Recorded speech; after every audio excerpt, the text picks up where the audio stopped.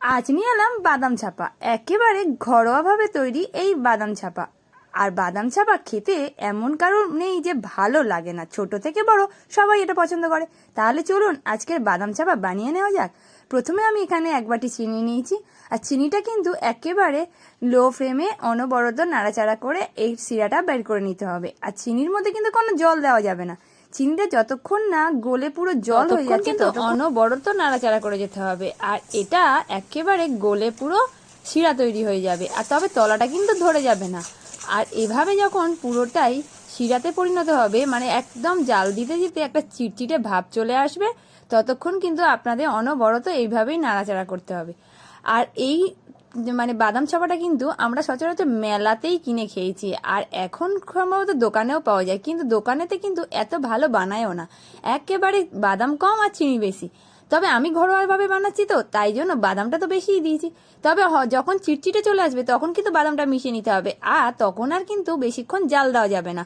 আর এটাতে একটু পাতলা পাতলাই নাবিয়ে একটা থালাতে অল্প একটু তেল ব্রাশ করে নিয়ে এই থালার মধ্যে ঢেলে দিতে হবে। আর যতক্ষণ না ঠান্ডা হচ্ছে ততক্ষণ তার আগে থেকে এটাকে পুরো সমান করে নিতে হবে, কারণ এটা জমে গেলে কিন্তু আর কাটা যাবে না। তাই এটা সমান করে নিয়ে হালকা একটু ঠান্ডা হয়ে এলে একটা চাকুর সাহায্যে আমি ঠিক পিস পিস করে নেবো। আমার তো ছোটবেলাতে এই বাদাম ছাপা খেতে খুবই ভালো লাগতো, আর এখনো ভালো লাগে, মেলাতে গেলেই কিন্তু কিনে খাই। তবে আমি যেখান থেকে বাড়িতে বানিয়ে খেলাম না, সত্যি বলছি এত ভালো লেগেছে আপনাদের কি বলবো।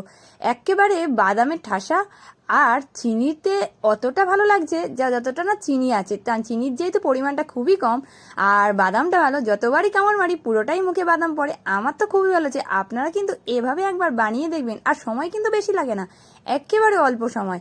আজকের আমার ভিডিওটা কেমন লাগলো আপনারা কিন্তু কমেন্ট করে জানাবেন। আর আপনারাও যদি বাড়িতে এইভাবেই একটা মানে অল্প সময়ের মধ্যে বাদাম ছাপা বানিয়ে খান তাহলে কিন্তু আমাকে সেটাও জানাবেন, আর কেমন টেস্ট লাগবে সেটাও কিন্তু আমাকে কমেন্ট করে জানাবেন। আজকের মতন আমার ভিডিওটা এখানেই শেষ করলাম। পরবর্তী ভিডিওর জন্য যারা যারা এখনো পর্যন্ত আমার চ্যানেলটাকে সাবস্ক্রাইব বা ফলো করেননি তারা কিন্তু করে ফেলুন, কারণ আসছে আরো নতুন নতুন রেসিপি নিয়ে আপনাদের সামনে হাজির হব।